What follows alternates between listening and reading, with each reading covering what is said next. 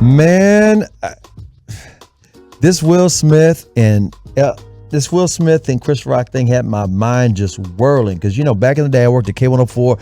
You always talk about I'm 163 years old. That's right. Well, I spent 30 of those years at K104. 30. You're sitting at number one like a beast. Yeah. Put a little something out for all them people listening on the morning team. Tom Joyner back in the day, Skip Murphy and company. I worked at K104 from like 1980 to 2010. And covered everything in the world of sports, but we always had superstars dropping in. Now, back in the day, K104 was more than just hip hop. It was hip hop and R&B, but it was also news, sports, weather, everything. And literally, because Dallas is a huge market, we would have some of the biggest stars in the world come in the studio.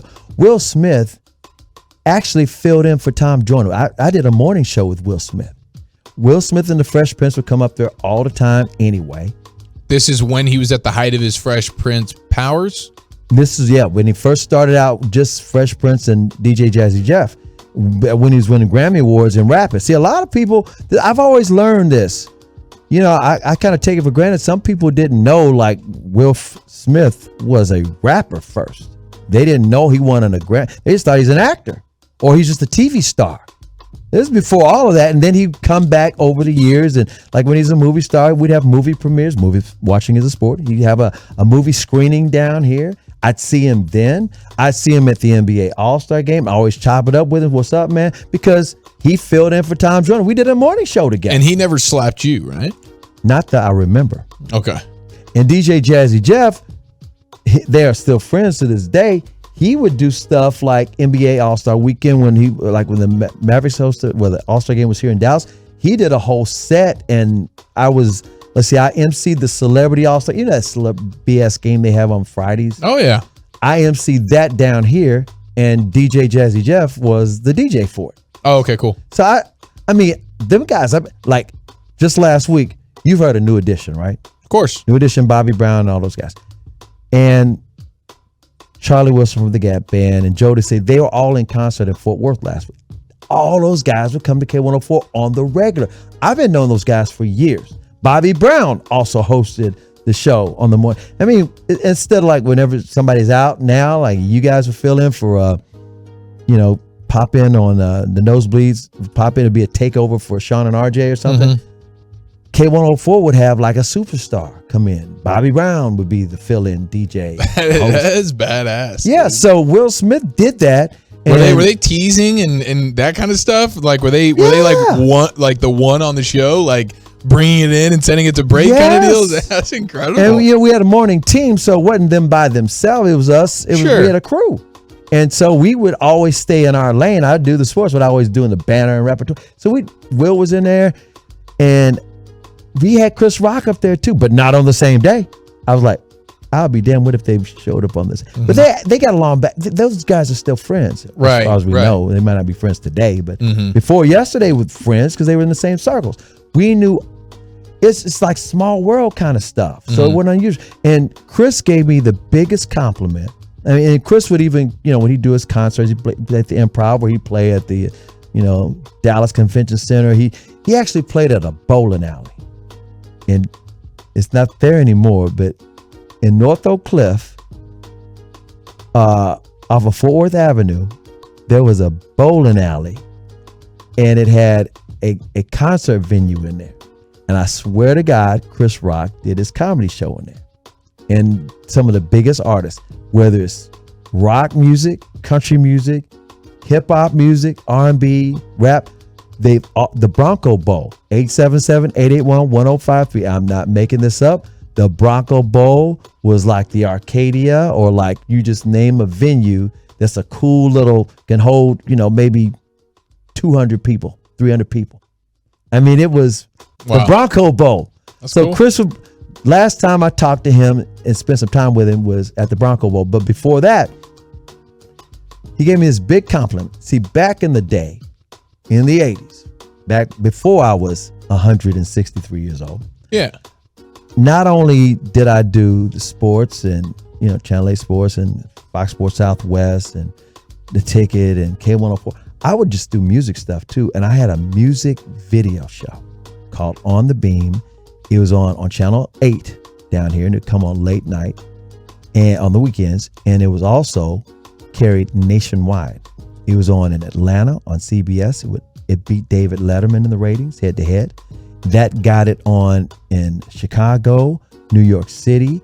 It was on in the Caribbean. It was the first black show in Japan. It was on 17 countries in Africa.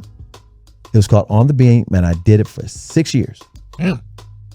And when I first started, and I would interview everybody that was coming through K104, but then we would also go to the Grammys, or we'd go to the American Music Awards, or we'd go to all these, and I'd bring my camera crew. I'd have a camera crew in LA, and we do something there, or I'd get the one from Dallas, and we do.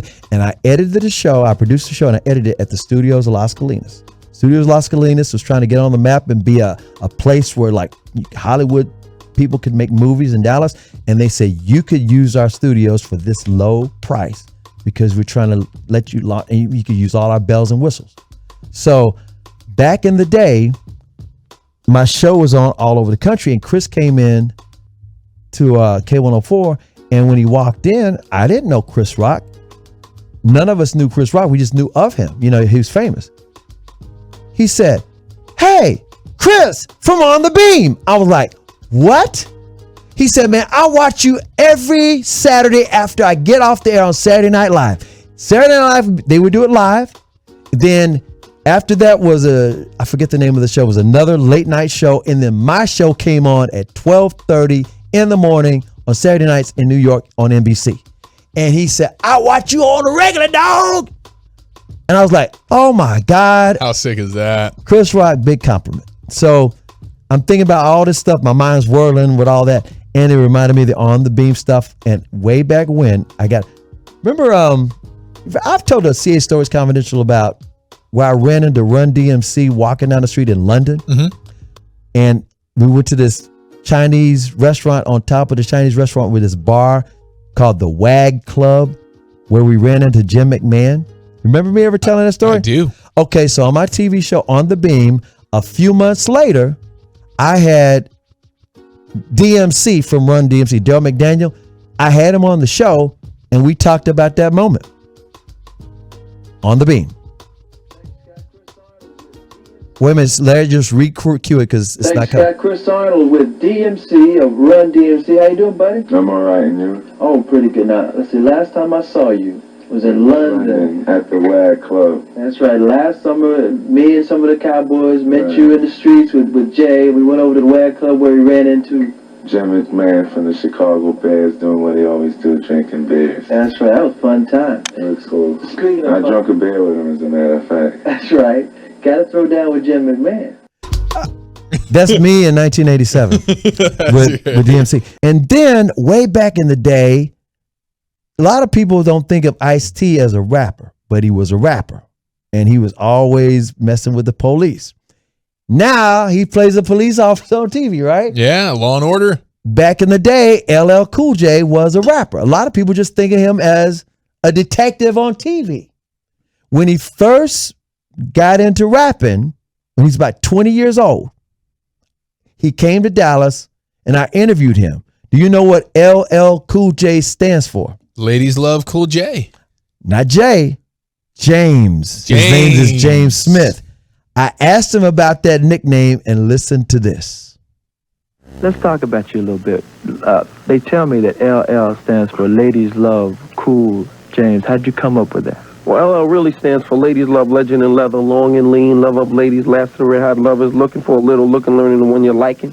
A lot of L's, you know what I'm saying? As far as the ladies love part goes, this girl one time, she said to me, "Oh, you swear the ladies love Cool J?" I said, "Yeah, they do. They do." So I just made that my name, you know what I'm saying? I heard that. I heard that. Spider every day in the park. I heard that.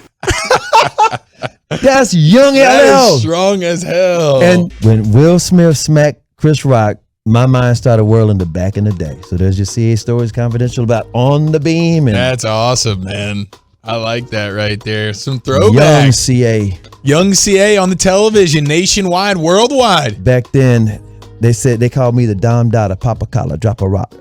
Let me say that again. They called me the Dom Dada Papa Collar, drop a dollar. If you hear me, you can holler. Even Rottweilers follow the Impala when I talk about the sports, brother. I'm a scholar. Hello. Hello. Oh, that's great. Another edition of CA Stories Confidential in the books, ladies and gentlemen. That was fire.